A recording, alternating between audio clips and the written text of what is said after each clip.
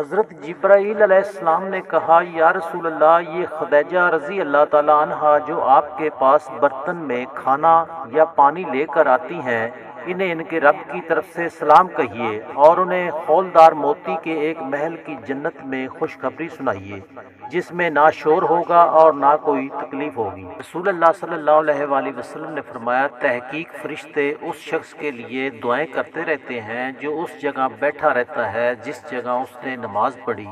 اے اللہ اسے معاف فرما، اے اللہ اس پر رحم فرما، جب تک وہ بے وضو نہ ہو جائے۔ رسول اللہ صلی اللہ علیہ وسلم، ہم میں ایسا کون ہوگا جس نے اپنی جان پر ظلم نہ کیا ہوگا؟ حضور صلی اللہ علیہ وآلہ وسلم نے فرمایا، واقعی وہ نہیں جو تم سمجھتے ہو، جس نے اپنے ایمان کے ساتھ ظلم کی ملاوٹ نہ کی ہو۔ میں ظلم سے مراد شرک ہے۔ کیا تم نے حضرت لقمان علیہ السلام کی اپنے بیٹے کو نصیحت نہیں سنی کہ اے بیٹے، اللہ کے ساتھ شرک نہ کرنا، بے شک شرک بہت بڑا ظلم ہے۔